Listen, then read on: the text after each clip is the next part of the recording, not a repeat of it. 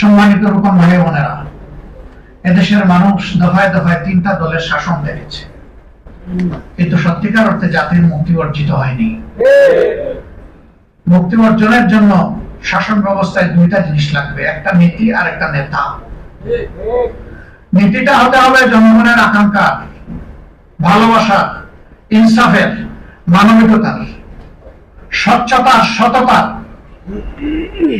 আর নেতা হতে হবে সৎ, সকল ব্যাপারে সৎ, শুধু লেনদেন না, আর আমল আখলাক, লেনদেন, সকল ব্যাপারে। যখন নীতি এবং নেতার এই কম্বিনেশন হবে, ইনশাআল্লাহ এই দেশের মানুষের মুক্তি আসবে। জামাত ইসলামী সেই কাজটা করার জন্য অবিরাম চেষ্টা চালিয়ে যাচ্ছে। শাহুল আলম খান বিলম সাহেব বলেছেন, 2-1টা বিচ্ছিন্ন ঘটনা দেখে কেউ হতাশ হবেন না।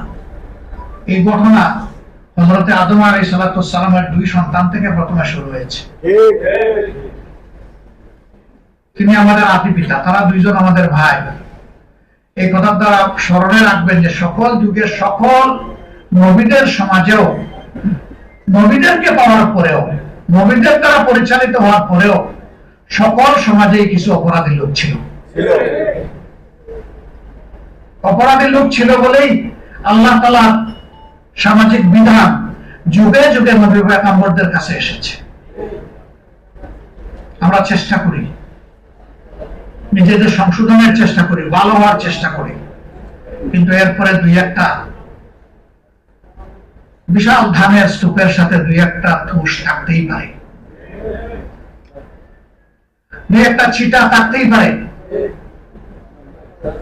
অবশ্য আমরা কামনা করি না যে কেউ খারাপের দিকে চলে যাক।